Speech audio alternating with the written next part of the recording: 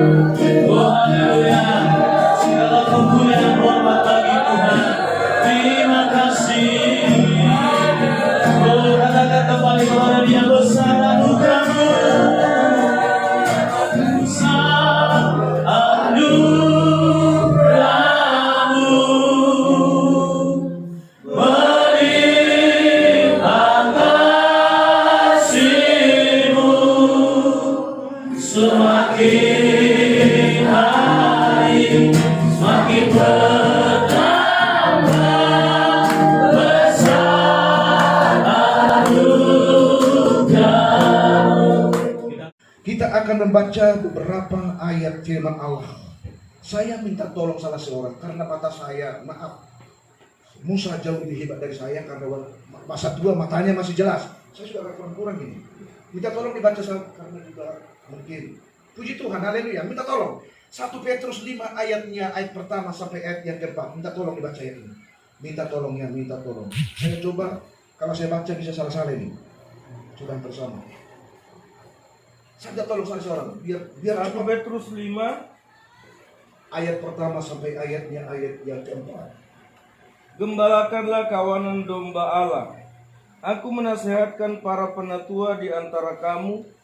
Aku sebagai teman penatua dan saksi penderitaan Kristus, yang juga akan mendapat bagian dalam kemuliaan yang akan dinyatakan kelak.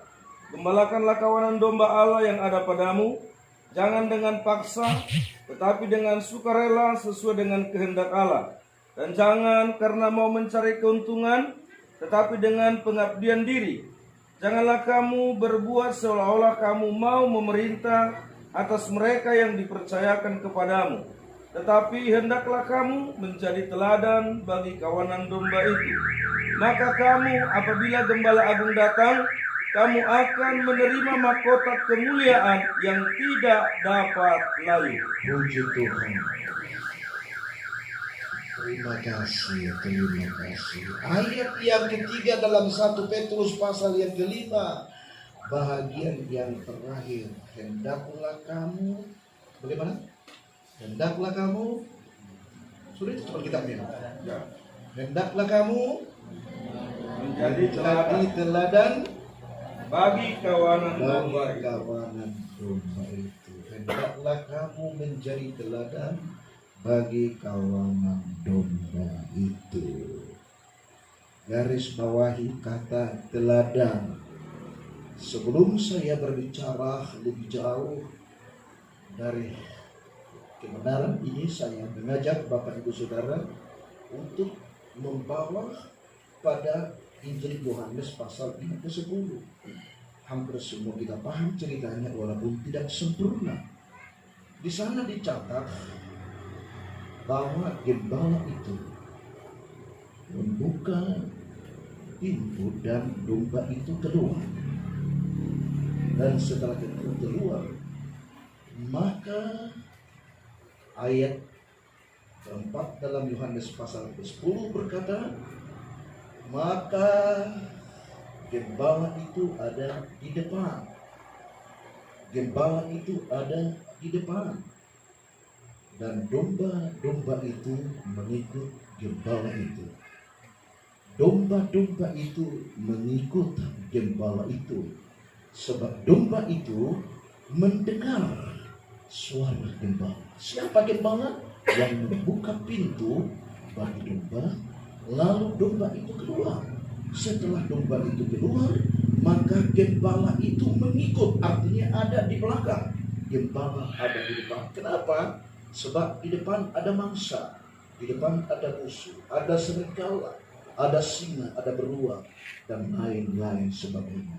Untuk itu jikalau domba ini terancam oleh binatang buas, maka domba inilah yang akan bertindak dan mengambil tongkat itu dan memukul, apakah itu singa, apakah itu beruang, dan lain sebagainya. Nah, kita perhatikan gembala itu ada di depan. Artinya gembala itu harus siap memberi seluruh kehidupannya bagi domba. Tubuh, jiwa, dan rohnya diberikannya untuk domba. Nah, jadi artinya gembala itu ada di depan. Dan domba itu mendengarkan suara gembalanya. Jadi kalau domba ada di depan, gembala ada di depan, domba juga harus mendengar suara gembala. Harus mengenal suara gembala. Kalau tidak nanti bisa gembala yang lain mengambil dan digembalakan. Kalau semakin baik, puji Tuhan. Kalau semakin baik, haleluya. Tapi kadang-kadang saya ingat, kalau hal itu tidak berjalan dengan baik, bukan semakin baik.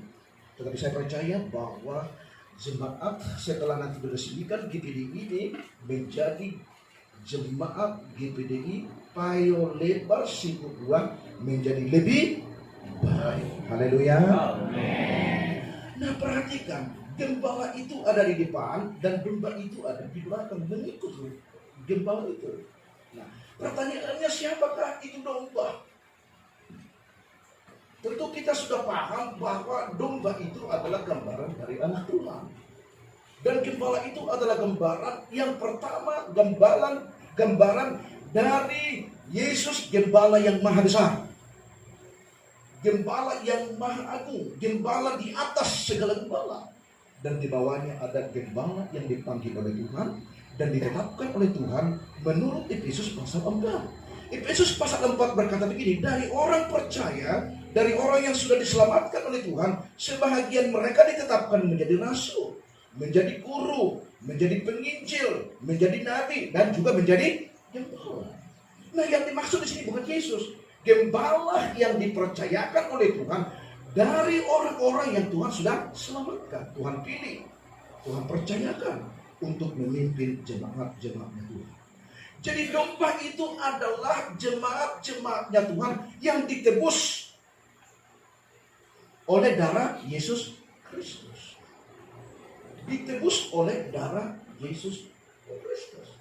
Tuhan berkata begini, bahwa Tuhan telah menetapkan menjadi penilik jemaat untuk menggembalakan jemaatnya Allah. Perhatikan, untuk menggembalakan jemaatnya Allah. Karena jemaatnya Allah ini telah diganti dengan darah Yesus Kristus. Jadi gembala sidang yang Tuhan panggil adalah menggembalakan jemaatnya Allah. Jadi perhatikan, hamba-hamba Tuhan, gembala-gembala sidang dipanggil untuk memimpin dan menggembalakan jemaatnya Tuhan. Haleluya. Jemaatnya Tuhan. Ingat, jemaatnya Tuhan. Berkali-kali orang bertanya kepada saya setelah saya menyadari dan berkata, sudah berapa jemaatmu? Saya bilang, saya tidak punya jemaat. Lalu yang ibadah itu siapa? Itu jemaatnya Allah yang saya arahkan kepada jalan kebenaran. Dan saya hanya orang yang dipercaya oleh Tuhan. Nah, kalau kita bilang, saya hanya adalah orang yang dipercaya oleh Tuhan. Nah, kalau pun saudara, kita adalah orang yang dipercayakan oleh Tuhan, kiranya itu kita lakukan bukan dengan terpaksa, tapi dengan suka. Jangan mencari keuntungan hanya puntung. Banyak sekarang saudara-saudara pendeta dan pelayan dan juga jemaat-jemaat, dia merasa di sana ada sesuatu yang beruntung, hanya puntung imannya, puntung kasihnya, puntung, dan akhirnya tidak beruntung. Jadi kalau mau beruntung adalah posisikanlah dirimu sebagai anak Tuhan, sebagai dombanya Tuhan. Dan kalau mau beruntung, posisikanlah dirimu sebagai gembala yang Tuhan percayakan untuk melayani domba-domba Tuhan yang Tuhan percayakan, menggembalakan jemaat Tuhan. Saya coba membaca ayat ini dalam Kisah Rasul pasal 20 ayat 28. Kita akan melihat ayat ini. Saya cepat-cepat memberikan ayat ini supaya kita bisa memakai waktu dengan baik, sebaik-baiknya. Dalam Kisah Rasul pasal 20 ayat 28, tentu bertolong-tolonganlah kamu kata Alkitab dan itu kita aplikasikan pada sore ini. Siapa yang sudah dapat ayat ini? Silakan, siapa saja. Karena maaf saya agak kurang terang ya, karena pengaruh situasi juga. Kisah Para Rasul pasal 20 ayat 28. Ya. Karena itu jagalah dirimu. Karena itu jagalah dirimu. Dan jagalah seluruh kawanan. Dan jagalah seluruh kawanan. Karena kamulah yang ditetapkan Roh Kudus. Karena kamulah yang ditetapkan oleh Roh Kudus. Menjadi penilik menjadi penilik untuk menggembalakan jemaat Allah untuk menggembalakan jemaatnya Allah, untuk menggembalakan jemaatnya Allah terus. yang diperolehnya dengan darah anaknya sendiri. Yang diperolehnya dengan darah anaknya sendiri. Jadi artinya jemaat Tuhan itu adalah jemaat yang diperoleh oleh Tuhan oleh kematian Yesus. Nah, kalau Yesus sudah mati bagi domba-dombanya, bagi orang berdosa, dan dijadikan itu jadi milik dan kepunyaannya, maka Tuhan berkata, ketika kamu ditetapkan menjadi gembala sesuai dengan panggilan Tuhan dan kepercayaan Tuhan, supaya kita menggembalakan itu dengan sukarela, bukan terpaksa, bukan mencari keuntungan dan seterusnya, tetapi menjadikan diri menjadi teladan, menjadi contoh yang bisa dicontoh. Perhatikan, menggembalakan jemaatnya Allah. Di tempat ini daftar yang saya terima 15 kepala keluarga ditandatangani resmi. Saya terima dengan baik dan saya pelajari dengan baik daftar itu, maka saya percaya 15 kepala keluarga itu, saya tidak tahu berapa jumlahnya ya. Tidak perlu dikasih sekarang. Saya tidak tahu berapa jumlahnya. Tapi ingat, Bapak Suprianto diberi kepercayaan untuk 15 kepala keluarga. Jadi bebanmu berapa? Bebanmu berat.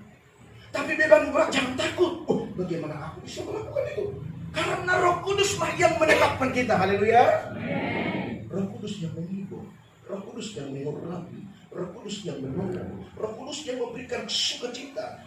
Roh Kudus memberikan rohnya kepada kita sehingga kita bisa eksis dan kita akan dapat melakukan hal-hal yang spektakuler, hal-hal yang dahsyat, hal-hal yang tidak tercapai oleh pengetahuan manusia.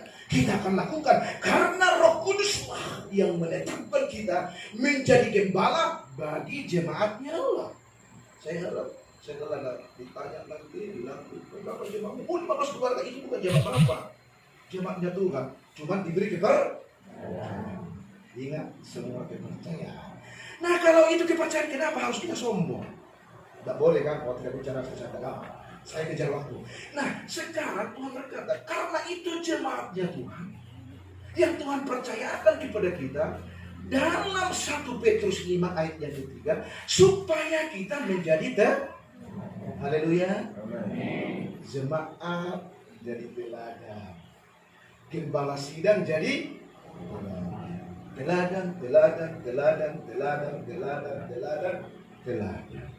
Contoh. Kenapa harus begitu? Karena jemaat yang kita lakukan yang pertama tidak punya karakter yang sama, tidak punya temperamen yang sama, tidak. Oh, tidak semua. Makanya kadang-kadang gembala sidang punya stres. Kalau stresnya langsung jual belikan. Karena masam-masam semua. Tidak ada yang sedubas, masam-masam. Ada di sana yang temperamennya tinggi, ada yang karakternya keras. Saya pun sebagai ketua MD, saudara-saudara, saya diberkati oleh Tuhan. Sebab semua hamba Tuhan diberkati oleh Tuhan. Dan apa yang dilakukan itu, saya dibuatnya semakin diberkati oleh Tuhan. Berbeda boleh, tapi jangan memisahkan diri satu dengan haleluya. Kita bertangan dong sama Yesus. Menjadi teladan, menjadi contoh. Halo. Wah, saya lihat dalam wajahnya sangat besar kemungkinan menjadi hal yang sangat hebat dan dahsyat. Excellent. Lebih dari yang lain. Kenapa kan itu bahasa Tuhan? Menjadi teladan. Teladan di dalam hal apa? Teladan dalam kejujuran. Sebab sekarang banyak pembohong karena iblis kemana-mana. Karena bapak segala pembohong dan pendusta itu adalah siapa? Iblis. Masuk ke pikiran manusia. Mulai bohong. 20 yang ngomong, 30 belum tentu. Unapa begi-begi dia. Jangan didengar itu. Saya pikir saya ini orang bunuh. Karena mereka akan menghadapi peperangan, menghadapi persoalan, apalagi COVID-19 yang berpengaruh dengan, yang berdampak dengan ekonomi. Siapa bilang ekonomi sekarang tidak baik? Tapi kataku bilang olehmu, engkau akan dipelihara oleh Tuhan. Amen. Ingat baik-baik. Gembala sidang, anak Tuhan, jemaat Tuhan akan dipelihara oleh Tuhan. Sekarang Singapura sedang jatuh dalam keterpurukan, sedang resesi. Jerman sedang resesi. Dan Amerika sedang resesi. Indonesia sedang masuk ke resesi itu. Itulah sebabnya Presiden Joko Widodo bekerja keras.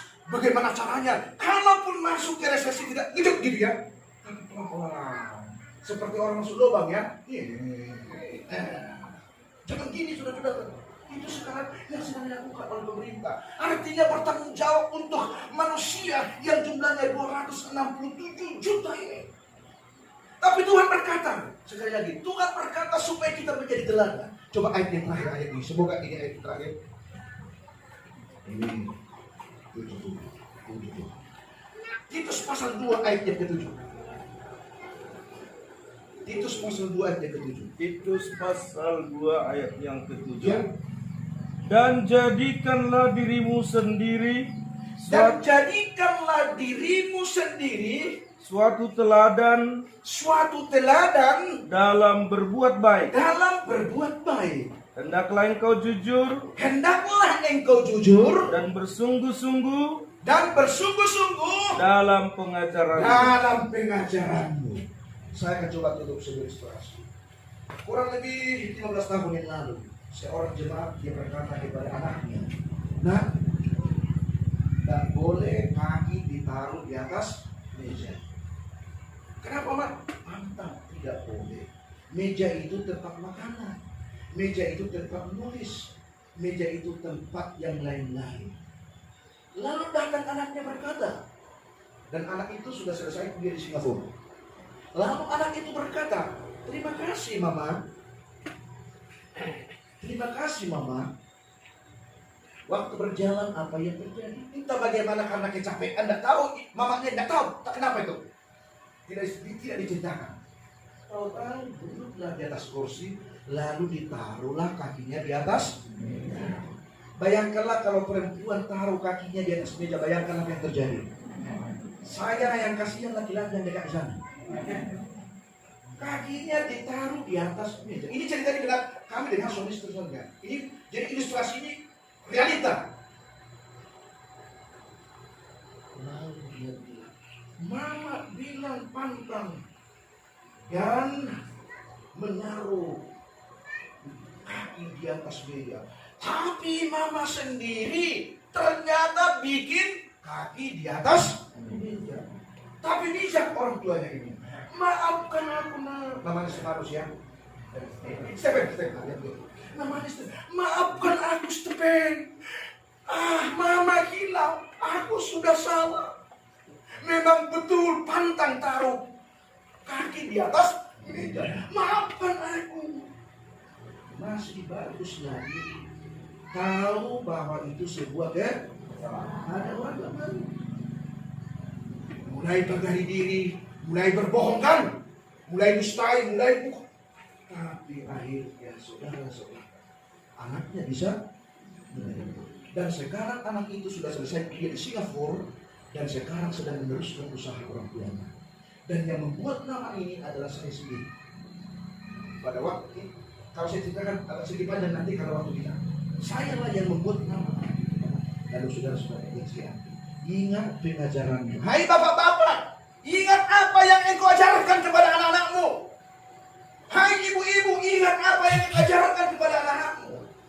Hai gembala sidang, ingat apa yang engkau ajarkan. Saya pun sebagai hamba Tuhan, saya harus mengingat apa yang engkau ajarkan. Jikalau tidak menjadi batu, apalagi tidak tahu minta. Kalau minta maaf, terselesaikanlah segala sesuatu. Itulah mungkin Tuhan berkata begini, jikalau ada orang yang bersalah kepadamu, ampunilah mereka seperti Tuhan sudah mengampuni kita. Kita berdiri semua. Perhatikan. Yang pertama jadi contoh gembala sidang. Yang pertama jadi contoh adalah ibu gembala sidang. Saya katakan kalau ibu gembala sidang sudah mantap. Sedikit ngomong tapi banyak berdoa. Wah, luar biasa. Haleluya.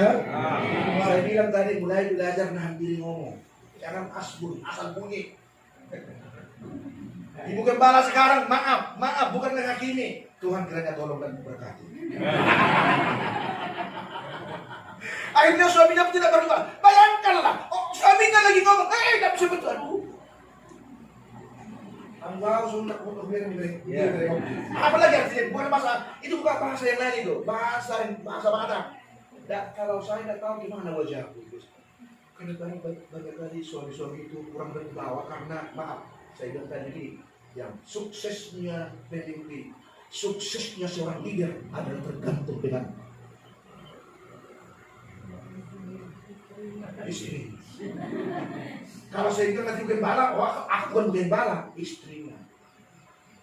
Untuk tangan dulu semua yang status istri sendiri. Ternyata sudah banyak. Istri.